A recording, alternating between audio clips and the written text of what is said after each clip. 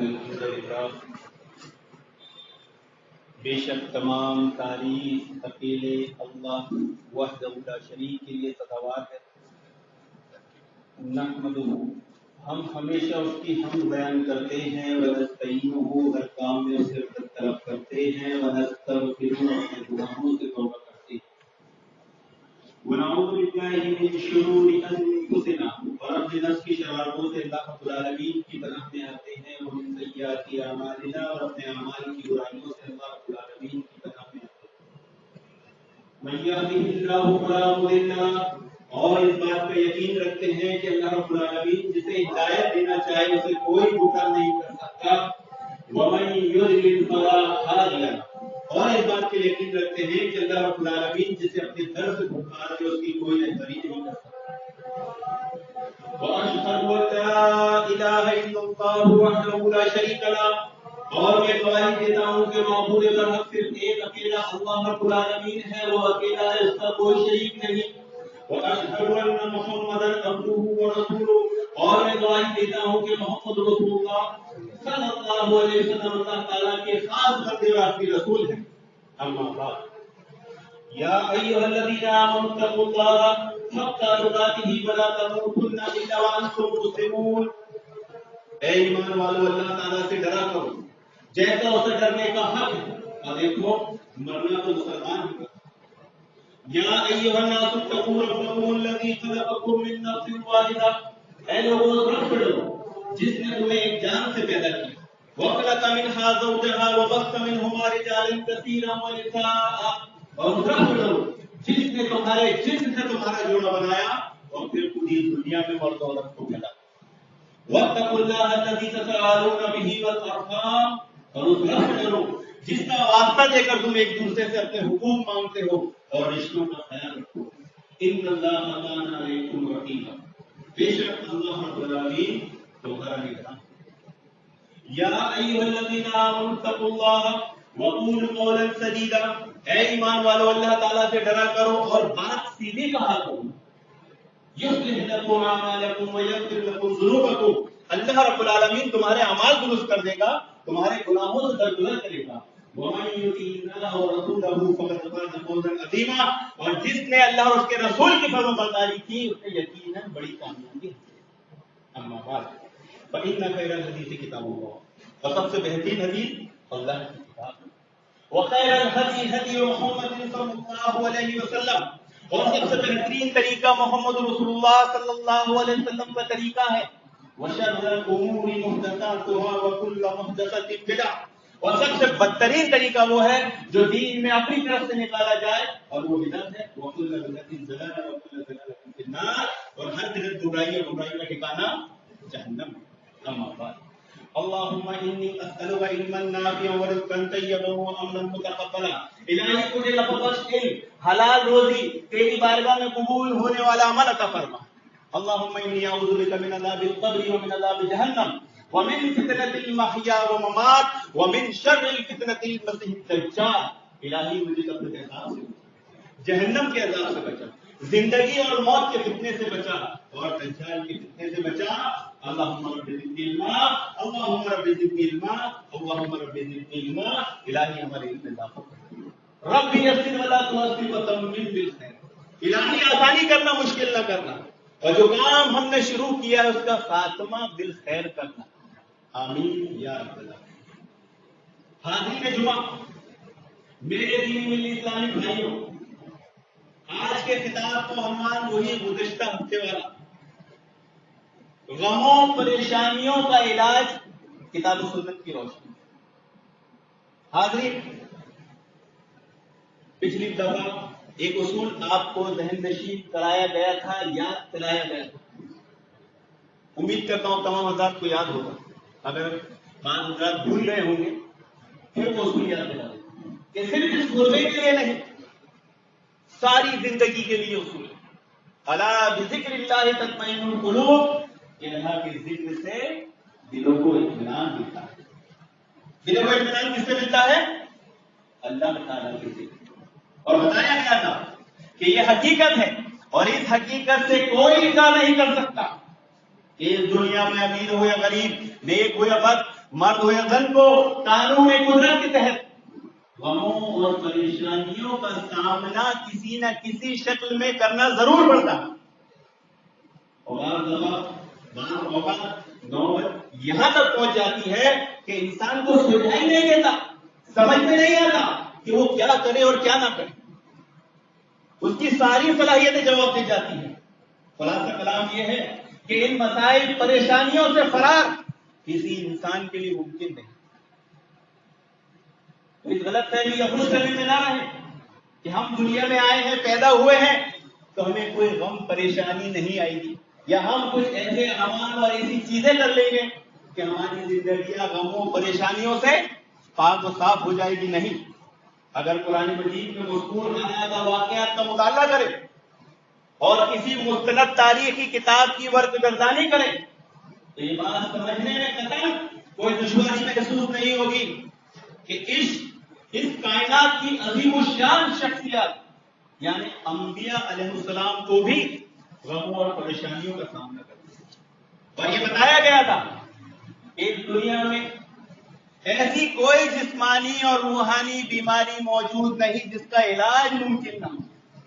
اللہ تعالیٰ کی کتاب اور رسول اکرم صلی اللہ علیہ وسلم کے فرامین میں صراحت وضاحت کے ساتھ امت مسلمہ کے غموں اور پریشانیوں کا علاج انتہائی احسن طریقے سے بیان کیا گیا۔ ضرورت اس بات کی ہے کہ ان سنہری تعلیمات کے ادراک کی ہم صلاحیت کریں اور ان کا عمل کرنے کی بھرپور کوشش کریں۔ اور بتایا گیا تھا یہ دنیا کی زندگی غموں، تکلیفوں، مصیبتوں، پریشانیوں کا گھر ہے۔ دکھ، درد، تکلیف، غم، پریشانی حیات انسانی کے لیے کوئی اچنبھے کی بات نہیں۔ لقد خلقنا الانسان فی کبد، یقیناً بے شک اللہ رب العالمین نے انسان کو مشقت میں پیدا کیا۔ اور بتایا گیا تھا کہ بعض لوگ اشکال پیدا کرتے ہیں، یہ سوال کر سکتے ہیں کہ بعض لوگ ایسے بھی ہیں دنیا میں جن کو کوئی دکھ، درد، غم، پریشانی نہیں، خوش و خرم رہ کے زندگی گزر رہے ہیں، کوئی تکلیف ان کے قریب آنے کو تیار نہیں ہے، کوئی مصیبت تکلیف ان کے قریب نہیں پھٹکتی، وہ جو چاہتے ہیں حاصل کر لیتے ہیں، ان کی ہر خواہش پوری ہوتی ہے۔ تو اس اشکال کا بھی جواب دیا گیا تھا کہ اگر وہ لوگ صحیح طور سے ایسے لوگوں کی زندگی کا جائزہ لیں تو انہیں بھی میری بات سے اتفاق کرنا پڑے گا کہ ان کی زندگیوں میں بھی غم، تکلیف، پریشانی موجود ہے۔ اور یہ بتایا گیا تھا کہ چاہے اس ملک کا پرائم منسٹر ہو، بڑے بڑے صنعتکار ہو، تاجر ہو، بزنس مین ہو، کسی کی بھی زندگی اٹھا کے دیکھ لیجیے وہ غموں اور پریشانیوں میں مبتلا۔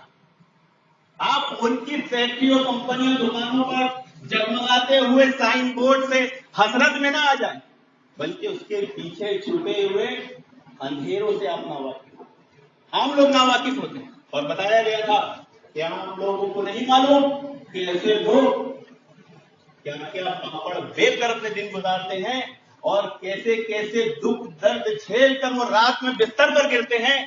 بعض تو ایسے ہیں جن کو چین اور سکون کی نیند بھی میسر نہیں۔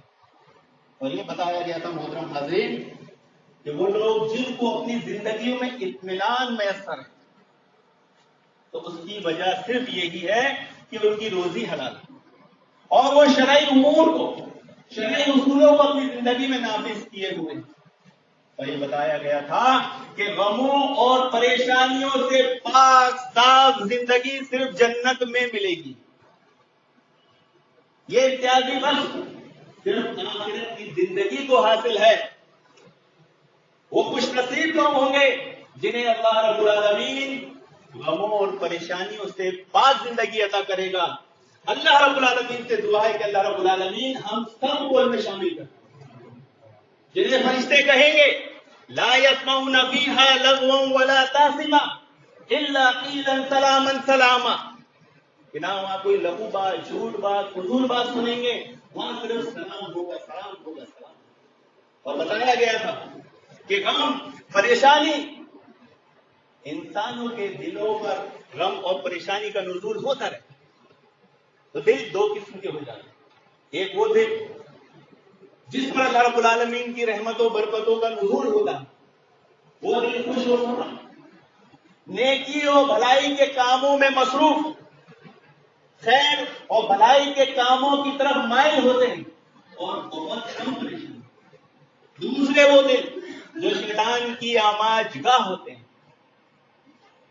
وہ دل دکھ، درد، تکلیف اس سے گھرے ہوتے ہیں۔ اور بتایا گیا تھا محترم حاضرین کہ غموں پریشانیوں کا علاج ذکر کرنے سے پہلے غموں کی اقسام بیان کر دی جائے تاکہ پتہ نہ چلے کہ غم اور پریشانی کہتے کس کو، ورنہ دکھ، درد، غم، پریشانی سمجھ کر خواہ ہم نے جن چیزوں کو اپنے اوپر مسلط کر رکھا ہے وہ غم اور پریشانی ہے بھی کہ نہیں۔ اور بتایا گیا تھا کہ وہ غم جو انتہائی بہترین اور شاندار ہیں وہ 5 غم تھے۔ نمبر 1 انبیاء علیہ السلام کا غم، نمبر 2 مخلص علماء کا غم، نمبر 3 نیک حکام کا غم، نمبر 4 صاحب بصیرت رہنما کا غم، نمبر 5 اساتذہ اور والدین کا اپنے نونہالوں کی تربیت کے تعلق سے سوچ ہوتے۔ محترم حاضرین، بتانے اور بولنے کی ضرورت نہیں ہے، الحمدللہ آپ تمام حضرات یہ جانتے ہوں گے کہ آج امت مسلمہ کا جو حال ہے اور ہمارے جو رہنما ہیں، صاحب بصیرت رہنما جن کو ہم سمجھتے ہیں اور سمجھتے ہیں یہ لاک ڈاؤن ختم ہو جائے گا یا وہ پارٹی کی حکومت آ جائے گی تو ہم مسلمانوں کے دن پھر جائیں گے، تو اصول یاد دلایا گیا تھا کہ صاحب بصیرت رہنما وہی ہوتا ہے جو اپنی عوام کی خیر خواہی چاہے، لیکن آج کے رہنما عوام کی خیر خواہی کم بلکہ اپنی خود کی خیر خواہی زیادہ چلا۔ پوری امت مسلمہ کا حال اٹھا کر دیکھ لیجیے، آج مسلمانوں کی سوچ انگریزوں نے ملت سازی کو ایسے کھرچ کے نکال دیا ہے۔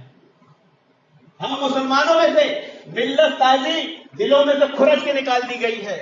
پوری امت مسلمہ کے مسلمانوں کی سوچ صرف اتنی ہے، میں اور میری فیملی۔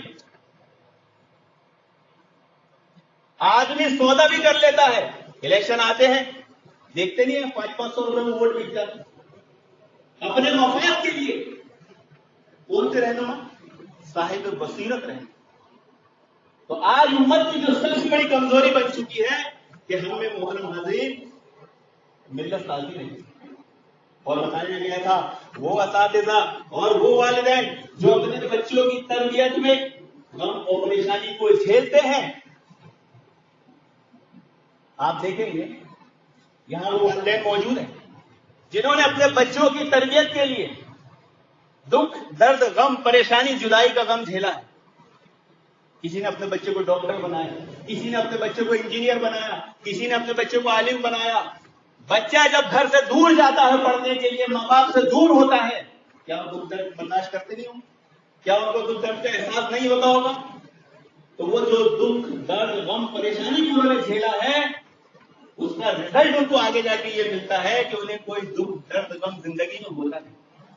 وہ والدین اور اساتذہ اگر اپنے نونہالوں کی تربیت کا دکھ درد جھیلنا چھوڑ دے، بچوں کو لائن چھوڑ دیں، پھر بچوں بڑے ہو کر کیا بنیں گے آپ سوچ سکتے۔ غموں اور پریشانیوں کے جن 5 غموں کا تذکرہ کیا گیا تھا یہ انتہائی بہترین، انتہائی شاندار، ایسی سوچ، غم، فکر حقیقت میں امت مسلمہ کے روشن مستقبل کی غماز ہے۔ اگر پوری امت، پوری قوم ان غموں اور پریشانیوں میں مبتلا ہو جائے، رب کعبہ کی قسم اس قوم، اس امت کو کوئی غم ہی نہ رہے۔ امت مسلمہ کی کشتی جو آج شدید بھور میں ہچکولے کھا رہی ہے وہ بہترین احسن انداز میں جا کے کنارے لگ جائے۔ تو آج جن غموں کا تذکرہ کیا جائے گا محترم وہ ان 5 غموں سے ریلیٹڈ ہی ہے۔ نمبر 1 مبلغین، دعوت دین دینے میں مصائب کا غم۔ انبیاء علیہ السلام نے اس غم سے خوب حصہ پایا۔ تمام انبیاء علیہ السلام نے دعوت کے میدان میں ناقابل حد تک لوگوں کی مخالفت، استہزاء، ظلم اور زیادتی کا سامنا کیا ہے۔ اللہ رب العالمین نے سورۃ الانعام میں یہ نقشہ کھینچا ہے، وَلَقَدِ اسْتُهْزِئَ بِرُسُلٍ مِّن قَبْلِكَ فَحَاقَ بِالَّذِينَ سَخِرُوا مِنْهُم مَّا كَانُوا بِهِ يَسْتَهْزِئُونَ۔ اور واقعی آپ سے پہلے جتنے نبی گزرے ہیں، انبیاء گزرے ہیں، سب کا مذاق اڑایا گیا۔ تو جن لوگوں نے انبیاء کا مذاق اڑایا ان کو اللہ رب العالمین کے عذاب نے آ پکڑا۔ قُلْ سِیرُوا فِی الْأَرْضِ ثُمَّ انظُرُوا کَیْفَ کَانَ عَاقِبَةُ الْمُکَذِّبِینَ۔ آپ ذرا زمین میں چل پھر کر دیکھیے، فرما دیجئے کہ ذرا زمین میں چل پھر کر دیکھو تکذیب کرنے والوں کا کیا انجام ہو۔ محترم حاضرین، آج ہم مسلمان کیا سمجھتے ہیں کہ ہم دعوت کا کام کریں، نہ ہمارے دل کو کوئی تکلیف پہنچے، نہ ہمارے جسم کو کوئی تکلیف پہنچے، نہ ہمارے دماغ میں کوئی الجھن۔ کیسا ہو سکتا کہ امت مسلمہ دین کی دعوت لے کر چلے اور اس میں تکلیف نہ پہنچے؟ ہو ہی نہیں سکتا۔ اگر ہم یہ سوچ رکھتے ہیں کہ ہم بنا تکلیف کے کام کر لیں، بنا مخالفت کے کام کر لیں، بنا استہزاء کے کام کر لے، بنا ظلم و زیادتی کے کام کر لے، ہم نے ابھی تک توحید کو سمجھا ہی نہیں۔ اور ہم یہ چاہتے ہیں کہ ہمیں سارے غم آنا چاہیے، یہی غم نہیں آنا چاہیے۔ دین کی دعوت دینے میں ہم فوراً پیچھے، دین کے لیے لڑنے میں ہم سب سے پیچھے ہیں، دنیا کے لیے لڑنے میں ہمیں کسی فتوے کسی عالم کی رائے کی ضرورت نہیں ہے۔ دین کی دعوت کے کام کے لیے اچھا ایسا کرنا چاہیے، فوراً فتویٰ پوچھنے چاہیے، لیکن ہمارا مال کوئی کھا جائے تو اس کو ٹھوکنا چاہیے، اس کے گھر میں گھسنا چاہیے، اس کو پیٹ کا مال لانا چاہیے، کسی عالم کے فتوے کی ضرورت نہیں پڑتی۔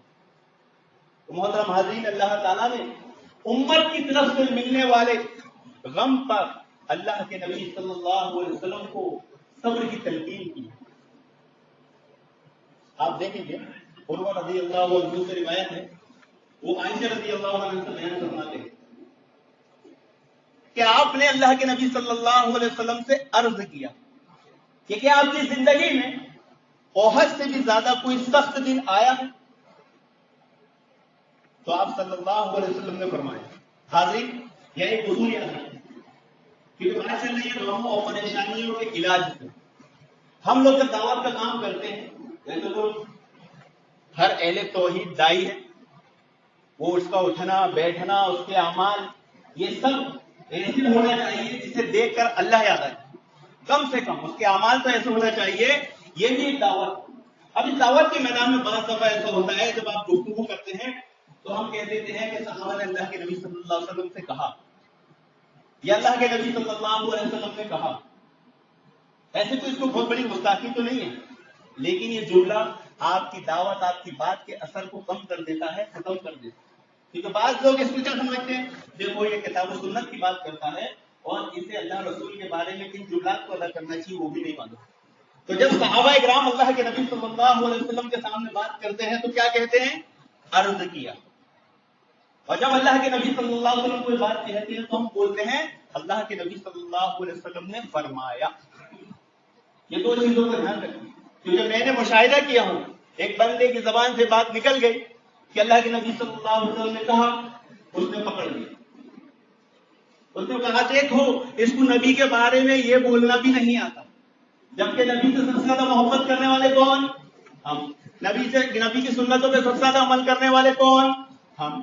لیکن ایک ذرا سی چوک کی وجہ سے، کم علمی کی وجہ سے، غفلت کی وجہ سے ہمارا پورا جذبہ، اخلاص، پوری محنت پر پانی پڑتا۔ تو پیارے رسول صلی اللہ علیہ وسلم نے فرمایا کہ تیری قوم کی طرف سے ایک دن مجھے ایسی سختی کا سامنا کرنا پڑا جو بہت سے بھی زیادہ سخت ہے۔ ایک دن میں اہل طائف کی طرف دعوت دین لے کر پہنچا، انہوں نے میری بات کو تسلیم نہیں کیا بلکہ مجھے تکلیفوں سے دوچار کیا۔ میں انتہائی غمگین پریشان حالت میں وہاں سے لوٹا نکلا، کوئی چیز افاقہ نہیں کر رہی تھی، اللہ کے نبی صلی اللہ علیہ وسلم پہ اتنا ظلم کیا ہے۔ آپ انہوں نے تعلیم کے مقام پر پہنچے، اچانک آسمان کی طرف آپ نے نگاہ اٹھائی تو دیکھا کہ بادل کا ایک ٹکڑا آپ کے اوپر سایہ پکڑ ہے۔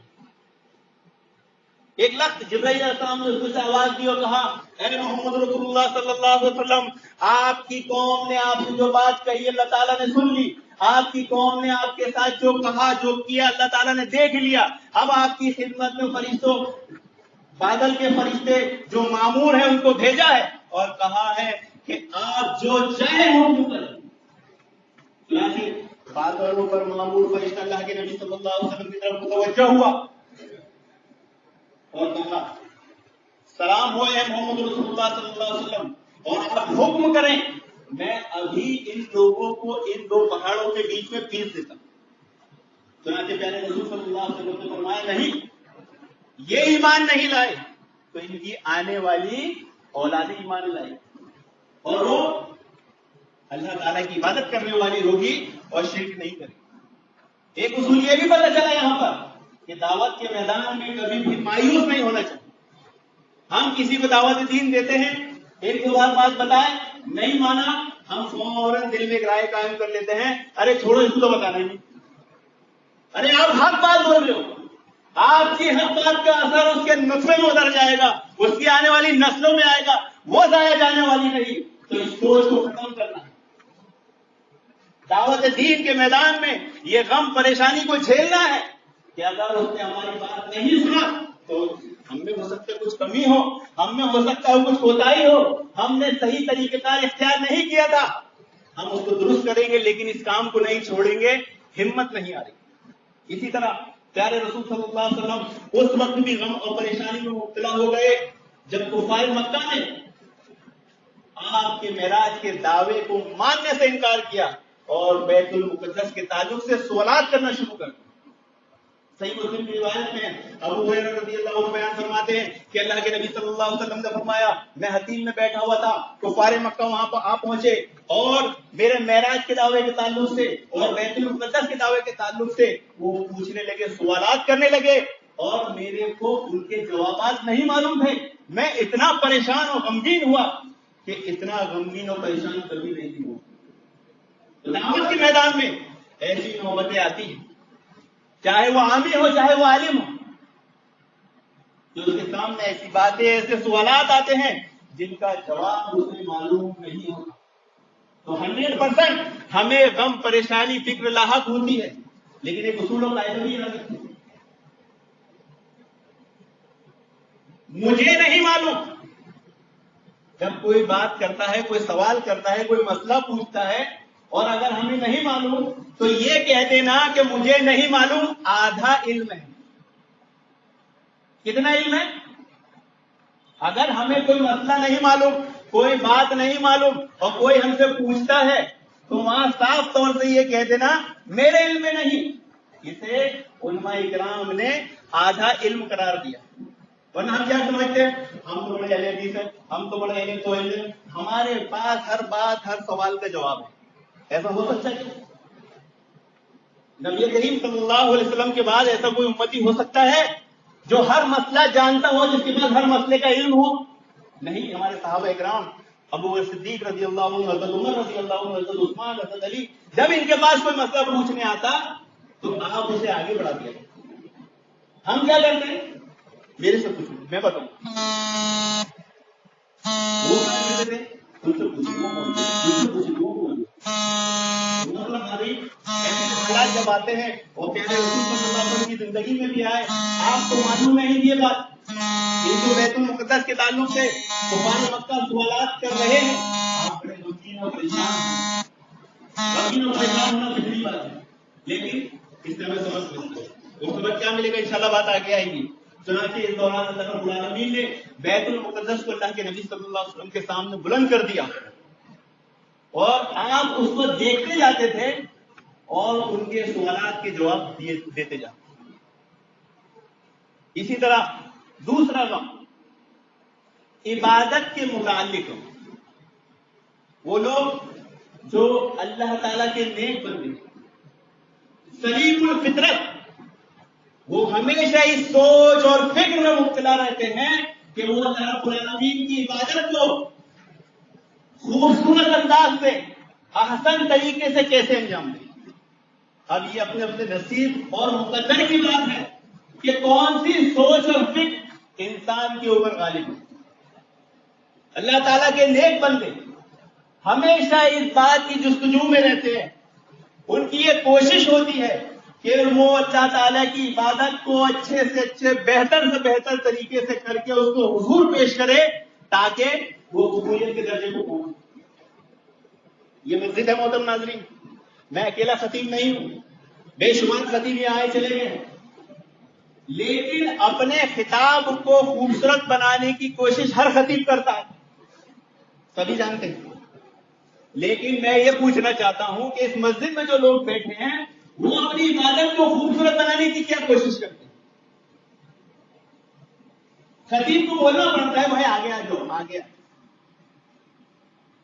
ہم عبادت کو خوبصورت بنانے کے لیے یہ پلاننگ کرتے ہیں کہ مسجد میں داخل ہوتے ہیں تو مسجد کے ادب احترام نہیں رکھتے، صفوں کی درستی کا احترام نہیں رکھتے، یہ نہیں سوچتے کہ پیچھے والا آئے گا تو اس کو کیا تکلیف ہو۔ ہم جیسے ہی مسجد میں داخل ہو، اگر ہماری نیت و ارادہ ہے کہ عبادت کو خوبصورت بنانا ہے، اچھے انداز سے کرنا ہے، تو مسجد میں سب سے پہلے داخل ہو یا کم سے کم خطیب کے ممبر پر بیٹھنے سے پہلے داخل ہو، منظم ہو کر بیٹھے تاکہ پیچھے آنے والوں کو کوئی تکلیف نہ ہو۔ پہلی بات تو پیچھے آنے والوں کو تکلیف کا مسئلہ ہی نہیں، جب یہ اصول ہے کہ فرشتے رجسٹر بند کر دیتے ہیں جب خطیب ممبر پر بیٹھ جاتے ہیں، تو پیچھے آنے والوں کا کیا کرنا؟ اگر آپ عبادت کو خوبصورت بنانے کا تصور دل میں رکھتے ہیں تو آپ کیا کوشش کریں گے؟ خطیب ممبر پہ پہلے بیٹھے، ممبر پہ بیٹھے اس سے پہلے نہیں، آپ کیا کوشش کریں گے کہ میں مسجد میں سب سے پہلے جمعہ کے دن سب سے پہلے آنے والا ثواب میں کماؤں، اس بات کے لیے جھگڑا کریں۔ اور میں ایک جگہ خطاب کرنے گیا تو وہاں یہ بات دیکھا کہ ایک بندہ فجر کے بعد ہی مسجد میں داخل ہو گیا، جبکہ فجر ہو چکی تھی، زوال کا ٹائم ختم ہو گیا، ہم چائے پینے باہر نکلے، میں نے لگی تو بولے میں سب سے پہلے ثواب حاصل کرنا۔ تو اگر اللہ تعالیٰ کے نیک بندے ہیں، سلیم الفطرت ہیں، تو ہمیں کیا کرنا چاہیے؟ ہمیں اپنی عبادت کو خوبصورت بنانے کی کوشش کرنی چاہیے۔ اور اس میں یہاں مسجد کا کام چل رہا ہے، آپ تمام حضرات کو معلوم ہے، کھڑکیاں دروازے سب کھلے پڑے ہیں، مچھروں کے مسائل، ایک ہی شہر میں مسجد ہے، بہت سارے لوگ اس میں ایسے ہیں جو بیچارے 2-3 کلومیٹر دور تک آتے۔ اب اس دوران خطبہ کسی بھائی جو دور سے آیا اس کو پیاس لگ گئی تو ہم کیا کر سکتے؟ ہم کم سے کم پانی کی بوتلیں بھر کے رکھ دیں، کیونکہ بڑی مساجدوں میں نے دیکھا ہوں کہ جامع مسجد بڑی 3-4 فلور کی ہوتی ہے، وہاں مساجدوں میں چاروں طرف پانی کی بوتلیں رکھی ہوتی ہے، ضعیف ہوتا ہے، بچہ ہوتا ہے، خطاب میں کبھی اس کو پیاس لگ جائے، اب وہ پہلی صف میں سے اٹھ کر جائے گا تو کیا ہوگا؟ سب کو تکلیف ہوگی، سب کی توجہ ہٹے گی۔ تو ہم عبادت کو خوبصورت بنانے کے لیے بہت کچھ کر سکتے ہیں۔ آپ لوگ مسجد میں تعاون کرتے ہیں، کسی کا انکار نہ، اللہ تعالیٰ آپ کے شوق کو بڑھائے، لیکن سب جانتے ہیں کہ کھلی مسجد ہونے کی وجہ سے مچھروں کو کتنی تکلیف، مچھروں سے کتنی تکلیف ہے۔ اگر ہم لوگ یہاں مسجد میں الحمدللہ 100-200 لوگ آتے ہیں، ایک آدمی جب 10 روپے دے مچھر کاٹ لا کے رکھ دے ایک دن کا، یا ایک دن میں 2 کاٹ، تو مچھر تکلیف دیں گے؟ اتنی تکلیف ہوتی ہے نمازیوں کو، پھر ابھی سردی کا موسم ہے، بہت ساری چیزیں ہیں، اگر ہم ان کو درست طریقے سے کرنا چاہیں تو ہم اپنی عبادت کو خوبصورت بنا سکتے ہیں۔ اس کی ایک مثال اللہ کے نبی صلی اللہ علیہ وسلم کے زمانے سے ہم دے سکتے ہیں کہ آپ صلی اللہ علیہ وسلم کو اس بات کی فکر لاحق ہوئی کہ لوگوں کو نماز کے لیے جمع کرنے کے لیے کیا طریقے کا اختیار کیا جائے۔ چنانچہ آپ صحابہ کرام سے مشورہ کرتے، ان سے رائے طلب کرتے، اور بہت زیادہ غور و فکر کرنے لگے تو کسی نے مشورہ دیا کہ لوگوں کو نماز کے لیے جمع کرنے کے لیے ہم کیا کرتے ہیں؟ گھنٹہ بند کرتے۔ تو پیارے رسول صلی اللہ علیہ وسلم نے بات کو پسند نہیں کرا۔ کسی نے مشورہ دیا ہم کسی عالم میں پھونک مارتے ہیں، تو پیارے رسول صلی اللہ علیہ وسلم نے اس بات کو بھی پسند نہیں فرمایا، کہا یہ یہودیوں کا طریقہ ہے۔ اور آپ صلی اللہ علیہ وسلم نے کے سامنے ایک مشورہ یہ بھی دیا گیا کہ ہم گھنٹی بجاتے ہیں تاکہ لوگ نماز کے وقت پر، جماعت کے وقت پر آ جائیں۔ تو پیارے رسول صلی اللہ علیہ وسلم نے اس کو بھی پسند نہیں فرمایا، کہا یہ عیسائیوں کا طریقہ۔ اللہ کے نبی صلی اللہ علیہ وسلم کی حالت دیکھ کر ایک صحابی اتنے غمگین پریشان ہو کر گھر لوٹے، خواب میں دیکھا اذان کی سارے الفاظ انہیں سنائی دیے اور وہ آپ نے صبح کے اللہ کے نبی صلی اللہ علیہ وسلم کو بتایا تو پھر یہ ہمارا اذان کا طریقہ آئی تھی. یہاں اس نقطے پر غور کرنے کی ضرورت ہے کہ پیارے رسول صلی اللہ علیہ وسلم کو جب تکلیف اور غم میں مبتلا دیکھے صحابی نے تو وہ ان سے زیادہ پریشان ہوئے. اور آج ہم امت مسلمہ کا یہ حال ہے کہ ہم کسی کو غم اور مصیبت پریشانی میں تکلیف میں دیکھتے ہیں تو وہ اس کو اور کیسے بڑھانا ہے اس کی جستجو میں لگ جاتے ہیں. اگر وہ بیچارہ غم و پریشانی میں مبتلا نہیں ہے تو اس کو کیسے غم و پریشانی میں مبتلا کرنا ہے ان تدبیروں میں لگ جاتے ہیں. یعنی انگریزوں نے ہم میں سے ملت سازی کا جو جذبہ ہے وہ کھرچ کے نکال دیا محترم سازی. بلکہ ہونا تو یہ چاہیے تھا کہ ہمارا کوئی بھائی ہمارا کوئی مسلمان بھائی اگر تکلیف میں ہے تو ہم اس کی تکلیف کو محسوس کریں اور اس کو حل کرنے کی اس کو دور کرنے کی کوشش کریں. ایسا ہوتا ہے. تو صحابی نے جب دیکھا پیارے رسول صلی اللہ علیہ وسلم غم تکلیف میں مبتلا ہے آپ بھی پریشان ہو گئے تو اللہ تعالیٰ نے وہ طریقہ بتایا جو آج اذان کا ہے. اور یہاں پر ایک بات کو نوٹ کرتے چلے کہ صحابی نے جو اذان کا طریقہ نماز خواب میں دیکھا تھا وہ 5 ٹائم کا تھا یا 1 ٹائم کا؟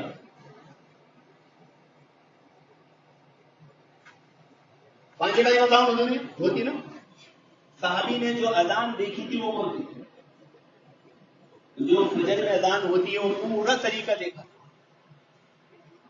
الصلاۃ خیر من النوم کی بھی الفاظ شیعہ لوگ صحابہ کے ہوتا وہ کیا بولتے ہیں کہ یہ الفاظ جو ہے یہ حضرت عمر رضی اللہ عنہ کی ایجاد ہے کہ یہ حدیث اس بات کی دلیل ہے کہ یہ حضرت عمر کی ایجاد نہیں ہے بلکہ صحابی نے خواب میں وہ پوری اذان دیکھی تھی جو آج ہم فجر میں دیتے ہیں اور جو ہم 5 وقت دیتے ہیں.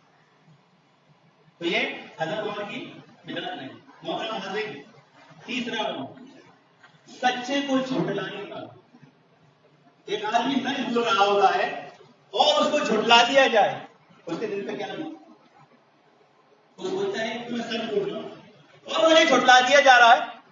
انسانیت کا معیار اتنا گر چکا ہے. اس کی مثال یہ بھی دی جا سکتی ہے آج کے دور میں فی وقت میں کہ جو لوگ کتاب و سنت کی دعوت دیتے ہیں بدعت و خرافات سے دور ہیں یعنی اہل حدیث کی دعوت ان کو لوگ بے ادب گستاخ اور خود ساختہ اصولوں پر عمل کرتے ہوئے کتاب و سنت کا انکار کرتے ہیں بلکہ قطعی انکار کرتے ہیں. وہ بڑے فرما بردار بڑے محبت کرنے والے بڑے بادل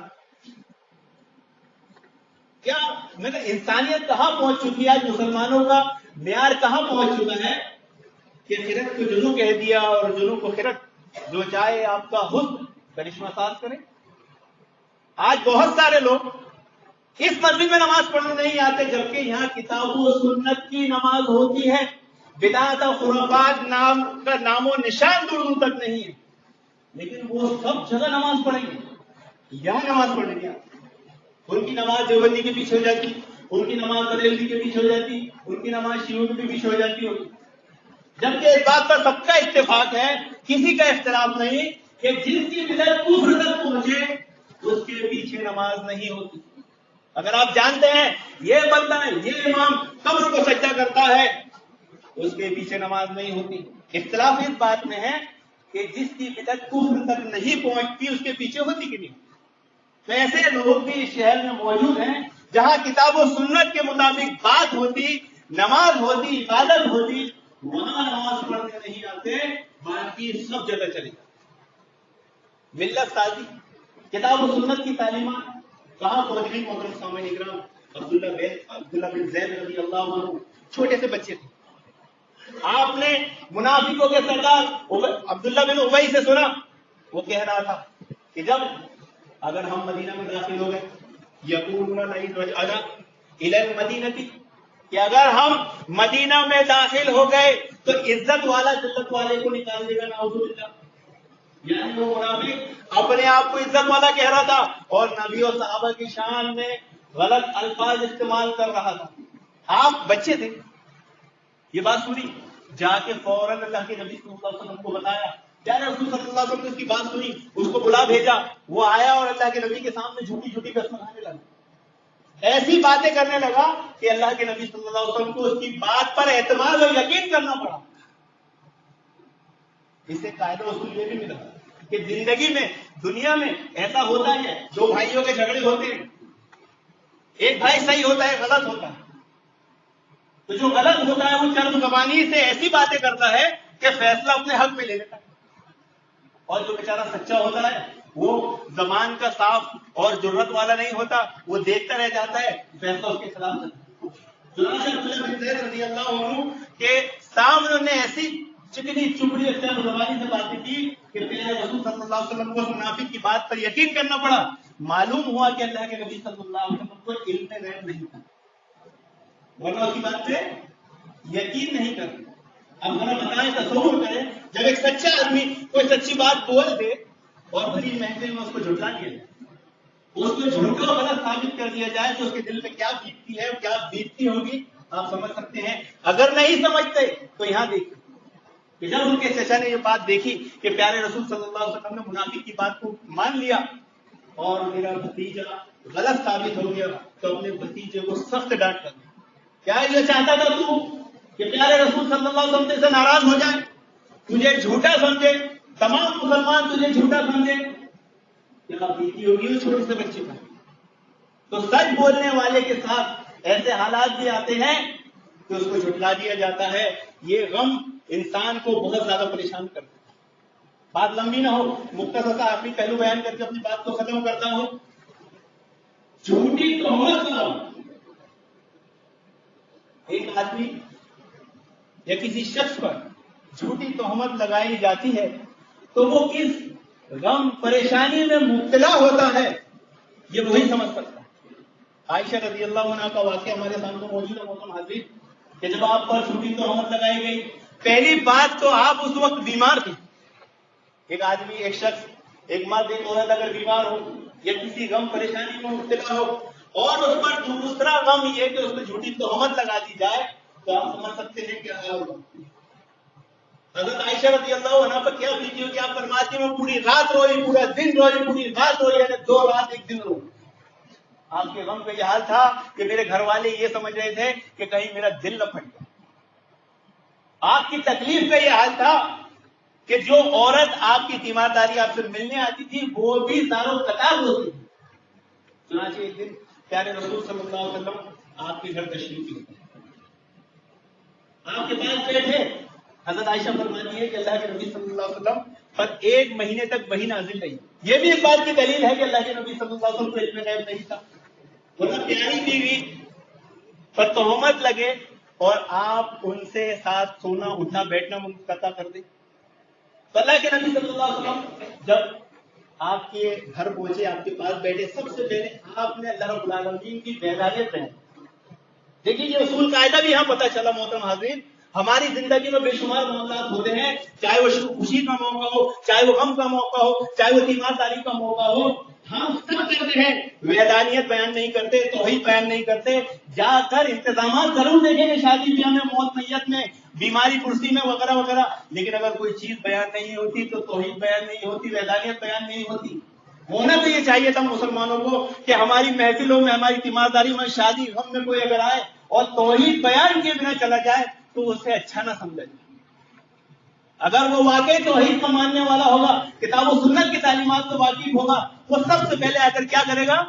اللہ تعالیٰ کی وحدانیت بیان، توحید بیان کرے گا۔ اور ہماری شادیوں میں کھانے کے ٹائم تو سلام بنا، ارے تو بھائی سلام حرام ہے کیا؟ سلام تو سلامتی کی دعا ہے، دعا عبادت ہے، کھانے کے ٹائم تو سلام بنا۔ ارے دلیل کیا ہے؟ دلیل یہ ہے کہ کھانے کے ٹائم بات کرنا ہے، کھانے کے ٹائم بات کرنا ہے، چاول کیوں مانگتا ہے، دال کیوں مانگتا ہے، جتنا ملا کھاؤ جا، اس کے لیے برابر ہے، بھائی چاول لائے، بھائی پانی لائے، بھائی دال لائے، لیکن کسی نے سلام کر دیا تو خراب ہو رہا ہے۔ مثال دے رہا ہوں ایک میں کہ ہمیں ہمارے معاملات میں اللہ تعالیٰ کی توحید اور وحدانیت کی ذرا بھی قدر نہیں ہے محترم حاضرین۔ یہاں ایک چیز ہمیں سمجھنے کو ملی، پیارے رسول صلی اللہ علیہ وسلم حضرت عائشہ کے پاس بیٹھے، سب سے پہلے اللہ تعالیٰ کی وحدانیت بیان کی، پھر آپ نے کہا ہے عائشہ اگر تو پاک دامن ہے تو اللہ تعالیٰ تیری پاک دامنی ثابت کر، اور اگر تم نے خطا کی ہے تو اللہ تعالیٰ سے توبہ کر، اللہ تعالیٰ بڑا معاف کرنے والا ہے، بڑے سے بڑا گناہ معاف کر دیتا ہے۔ تو نصیحت کیا ہونا چاہیے کہ ہم سب سے پہلے توحید بیان کریں، اچھی باتیں بیان کریں. حضرت عائشہ رضی اللہ عنہ، حضرت عائشہ رضی اللہ عنہ کا یہ بات سننا تھا اور آنسو تھم گئے. تو اصول جو میں نے پہلے یاد دلایا تھا، الا بذکر اللہ تطمئن القلوب، کہ اللہ کے ذکر سے دلوں کو اطمینان ملتا ہے. اگر ہم ایسے حالات میں میدانیت توحید بیان کریں گے تو جو لوگ غم اور پریشانی میں ہیں ان پر کیا بیتے گی؟ ان کو صبر جمیل، کیا آئے گا؟ صبر آئے گا. حضرت عائشہ فرماتی ہے میں نے اپنے والد سے کہا جواب دیجیے جواب دیجیے جواب دیجیے. ابو بکر صدیق کہتے میں کیا جواب دوں؟ تو حضرت عائشہ نے کیا کیا؟ صبر کیا. ایک مثال حضرت مریم علیہ السلام کی بھی جیسا، جب آپ بنا شوہر کے اللہ کے حکم سے ماں بنا لیے کیا بیتی ہوگی؟ آپ فرماتی ہے میں کہتی تھی کاش یہ دن دیکھنے سے پہلے میں مر کے نہیں تاکہ میں لوگوں کی یادوں میں بھولی بسری بن کے بھی نہیں رہتی. یعنی جن لوگوں پر جھوٹی تہمتیں لگتی ہے وہ ان کی باتیں لوگوں کی زبان پہ گردش کرتی ہیں، وہ لوگوں کے ذہنوں میں رہتے ہیں. ہم لوگ ذرا بھی نہیں سوچتے کہ جھوٹی تہمت، جھوٹے الزام لگانے کا گناہ کیا ہے. زبان کو ایک دم کیچی کی طرح چلاتے ہیں. یہ ایک الگ پہلو ہے. ابھی بتانے کا یہ مقصد ہے کہ جن لوگوں پر جھوٹی تہمت الزام لگتا ہے وہ کس غم کس پریشانی میں مبتلا ہوتے ہیں وہ وہی سمجھ سکتے ہیں جن کے ساتھ یہ معاملہ ہو. ایک عورت جو عرب قبیلے کی تھی، کالی کی عورت، اس نے اسلام قبول کیا، مسجد نبوی کے پاس اس کی جھوپڑی بنا دی. وہ ہمیشہ ایک شعر پڑھا کرتی تھی. حضرت عائشہ رضی اللہ عنہ بیان فرماتی ہے کہ اللہ تعالیٰ کے عجائب میں سے ہے وہ دن کمر بند والا، اور اس نے مجھے کفر کے دلدل سے نکالا. حضرت عائشہ نے اس سے پوچھا آخر تو یہ کمر بند والا شعر ہر محفل کے اختتام، ہر بات کے آخر میں کیوں پڑتی ہے؟ تو اس نے کہا کہ ایک مرتبہ میرے مالک کے گھر شادی تھی، وہاں جو دلہن آئی تھی اس نے جو زیورات پہنی تھی اس میں کمر بند تھا، وہ قیمتی تھا، وہ گر گیا اور اسے چیل اٹھا کے لے کے چلی گئی. سب لوگوں نے مجھے پکڑ لیا، نوکرانی تھی، مجھے پکڑ لیا، مجھے خوب مارا، خوب پیٹا، یہاں تک کہ پوشیدہ اعضاء کی بھی تلاشی میں لی گئی. اتنا کرنے پر بس نہیں ہوا بلکہ وہ اور کیا کر سکتے تھے ظلم زیادتی کی اس کے ساتھ، اس کی پلاننگ کر رہے تھے. چنانچہ جیسے ہی وہ اس تدبیر کو انجام دیتے وہ چیل آئی اور وہ ہار وہاں پھینک کر چلی، جس کی وجہ سے اس کی بے گناہی ثابت ہوئی. تو محترم حاضرین، بولنے کا مقصد تھا کہ جن لوگوں پر جھوٹی تہمت الزام لگتا ہے اس کا کیا غم کیا پریشانی ہوتی ہے یہ وہی سمجھ سکتا ہے جس کے ساتھ ہوتا ہے. اللہ رب العالمین سے دعا ہے کہ اللہ رب العالمین ان غموں پریشانیوں کو اپنے کتاب و سنت کی روشنی میں دور کرنے کی، حل کرنے کی توفیق عطا فرمائے. آمین یا رب العالمین.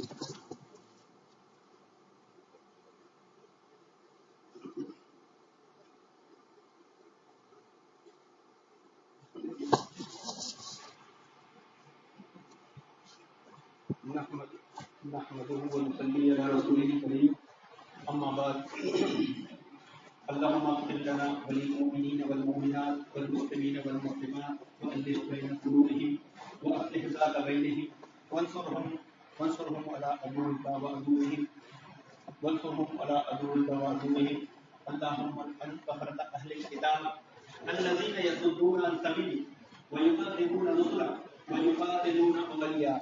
اللهم خالف بين كلمتهم وزلزل اقدامهم وانزل بهم باسك الذي لا ترجوه للقوم المجرمين.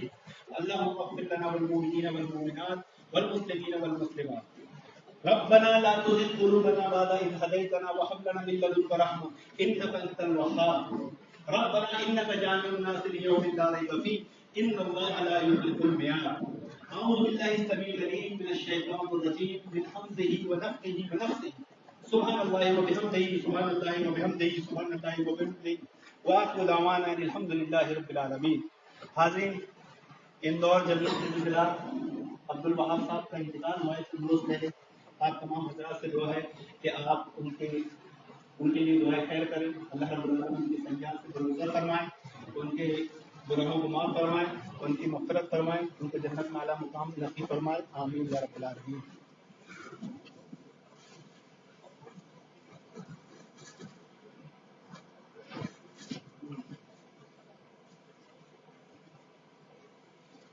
الله أكبر الله أكبر أشهد أن لا إله إلا الله أشهد أن محمد رسول الله حي على الصلاة حي على الفلاح قد قامت الصلاة قد قامت الصلاة الله أكبر الله أكبر لا إله إلا الله.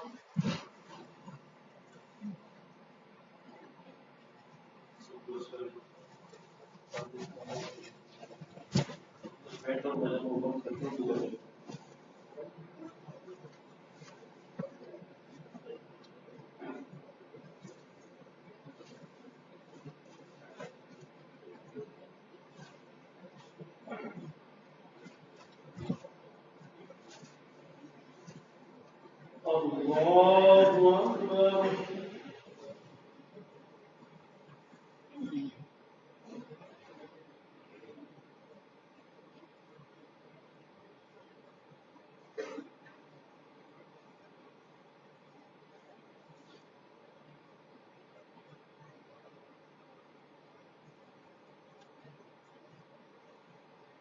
الحمد لله رب العالمين الرحمن الرحيم مالك يوم الدين إياك نعبد وإياك نستعين اهدنا الصراط المستقيم صراط الذين أنعمت عليهم غير المغضوب عليهم ولا الضالين.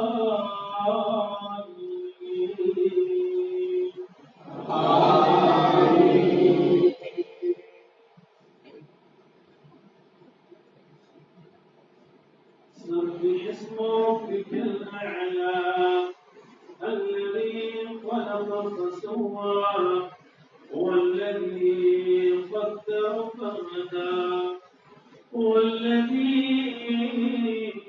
أخرج المرعى فجعله غثاء أحوى سنقرئك فلا تنسى إلا ما شاء الله إنه يعلم الجهر وما يخفى فنيسرك لليسرى فذكر إن نفعت الذكرى سيذكر من يخشى ويتجنبها الأشقى الذي يصلى النار الكبرى ثم لا يموت فيها ولا يحيا قد أفلح من تزكى وذكر اسم ربه فصلى بل تؤثرون الحياة الدنيا والآخرة خير وأبقى إن هذا لفي الصحف الأولى صحف إبراهيم وموسى. الله أكبر.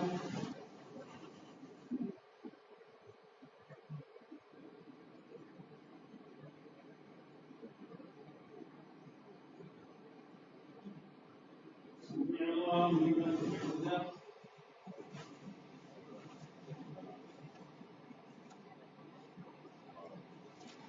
الله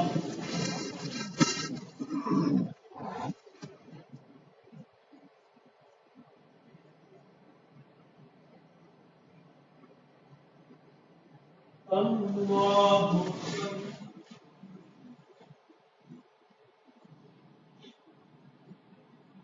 الله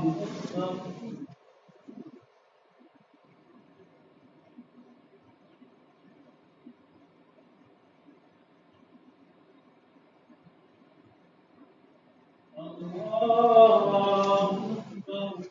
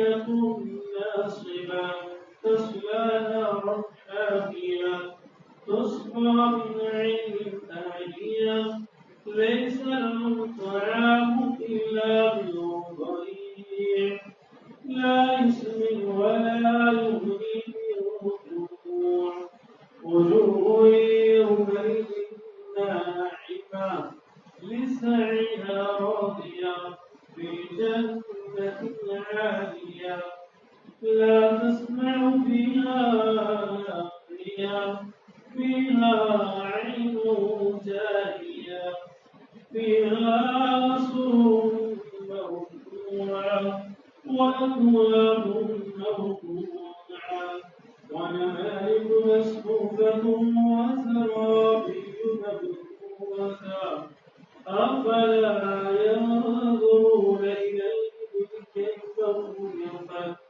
وإلى السماء كيف رفعت وإلى الجبال كيف نصبت وإلى الأرض كيف سطحت فذكر إنما أنت مذكر لست عليهم بمسيطر إلا من تولى وكفر فيعذبه الله العذاب الأكبر إن إلينا إيابهم ثم إن علينا حسابهم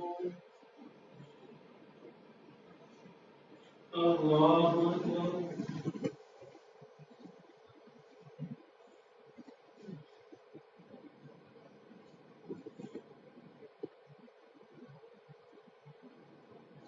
الله لمن حمده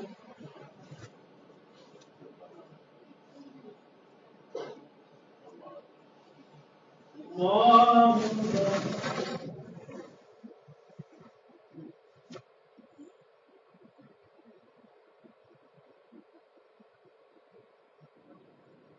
الله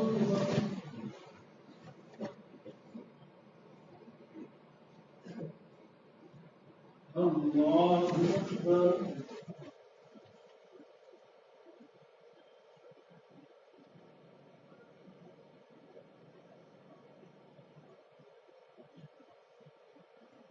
الله أكبر